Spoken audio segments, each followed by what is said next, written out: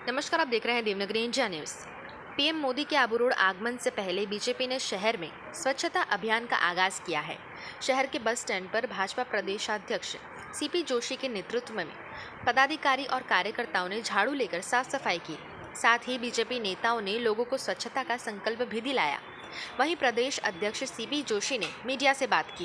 Bharatiya Janata party की स्थानीय इकाई है देश के यशस्वी प्रधानमंत्री माननीय नरेंद्र मोदी जी के आगमन से पूर्व यहाँ एक बड़ी संख्या में सभी कार्यकर्ताओं ने मिलकर स्वच्छता अभियान में भाग लिया। देश के यशस्वी प्रधानमंत्री जी ने भी देश भर में सिर्फ उनके एक बयान से लाल किले की प्राचीर से कहा और उसके बाद मन की बात में कहा, पूरा देश इस दिशा में जुट गया कि इस भारत माता की स्वच्छ सुंदर रखना की जिम्मेदारी हम सब की है। तो उसके बाद जो आमूलचूल परिवर्तन देश भर में देखने को मिला, उन्होंने चाहे रेलवे स्टेशन हो, बस हो, जहाँ हर कोई कुछ भी खाकर रेपर फेंक देते थे, आज डस्टबिन की तरफ देखते हैं। आज इस देश भर में सभी स्थानों पर माननीय प्रधानमंत्री जी के आह्वान के बाद स्वच्छता अभियान में गति आई है और आज देश स्वच्छ भारत अभियान के तहत आगे बढ़ रहा है। और आज प्रधानमंत्री जी के आगमन से पूर्व भी पार्टी ने स्वच्छता अभियान में भाग लिया। प्रतिपक्ष राजेंद्र राठौड़ व भाजपा महामंत्री भजनलाल शर्मा प्रेस वार्ता को संबोधित किया। आबू रोड में होगी, वो इस संभाग की अब तक की सबसे बड़ी सभा होगी। 14 विधानसभा क्षेत्र के लोग, जिनमें हमारी बूथ कमेटियों के लोग हैं, उनको हमने विशेष तौर पर आमंत्रित किया है। पूरे इलाके में पीले चावल बांट के न्योता दिया है और लोगों में अपार उत्साह है।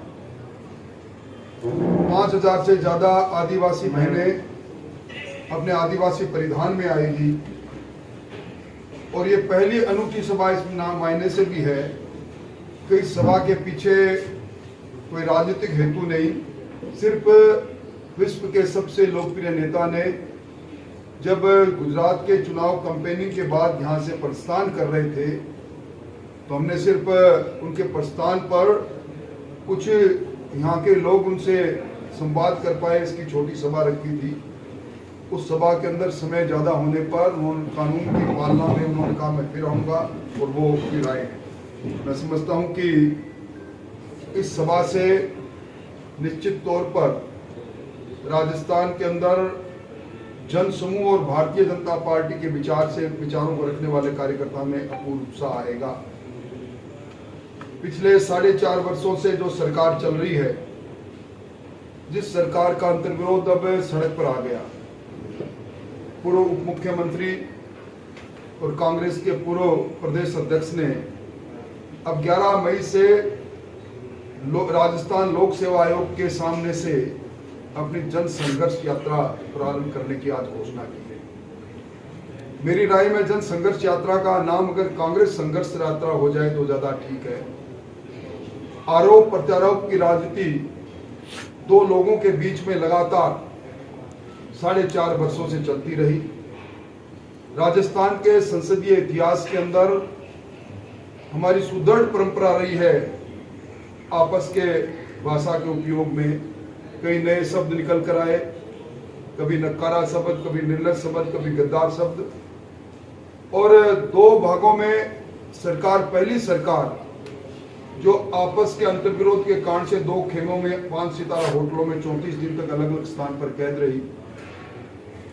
और अब सरकार के मुखिया आरोपित कर रहे हैं कि उन्हीं के मंत्रिमंडल में या उन्हीं के सहयोगी विधायकों ने खरीद फरोख्त में पैसा लिया। तो सरकार के में उप मुख्यमंत्री रहे वो आरोपित कर रहे हैं, हमारे बीच में पधार रहे हैं। सबसे बड़ी बात तो ये है कि जो उन्होंने कहा था उस वायदे को पूरा करने के लिए आपने उस दिन देखा होगा कि 10 बज गए थे और उन्होंने कहा कि मेरी अंतरात्मा नहीं चाहती कि मैं कानून का उल्लंघन करूं, और उन्होंने सभी जनता से जो वायदा किया उस वायदे को निभाने के लिए आ रहे हैं।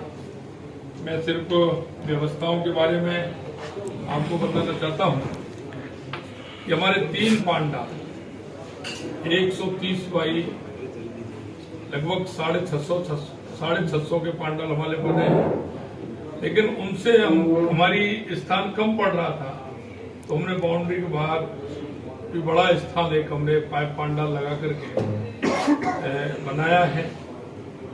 और जैसा कि हम जनता के अंदर उत्साह देख रहे हैं, लगता है कि बहुत बड़ी संख्या आने वाली है। पांडाल हमने लगाया 40 बाई 60 का हमारा मंच है, 8 फुट ऊंचा मंच है। उसमें किसी तरह से परेशानी ना रहे तो पानी के कूलर भी हमने उसमें लगाए हैं, पानी के फव्वारे भी हमने उसमें लगाए हैं, क्योंकि तापमान बहुत है। उसे देखते हुए हमने सारी व्यवस्थाएं उसमें की हैं। और मैं कह सकता हूं कि हमारे सभी तीनों जिलों के पदाधिकारी, हमारे सांसद, हमारे विधायक और हमारे सभी कार्यकर्ता, हमारे जनप्रतिनिधि इस बहुत तैयारी की है और जनता का एकदम आकर्षण है। क्योंकि जहां हम देखते जाते, माननीय राजेंद्र जी वैसा हमारे जालौर गए थे, यहाँ भी कई स्थानों पर गए, उन्होंने देखा है बहुत बड़ी संख्या आने वाली है। हमारी सारी व्यवस्थाएं पूर्ण हुई हैं। जो छोटी मोटी व्यवस्था रह रही है उनको रात्रि तक हम पूरा कर लेंगे। निश्चित रूप से इस आबू रोड की धरती पर दूसरी बार प्रधानमंत्री जी का आना और कहकर के आना कि मैं आऊंगा, हम सभी कार्यकर्ता पलक पावड़े बिछा करके तैयार हैं। जनता पूरी तरह से तैयार है और हमारी लगभग सारी व्यवस्थाएं हमारी हो चुकी हैं।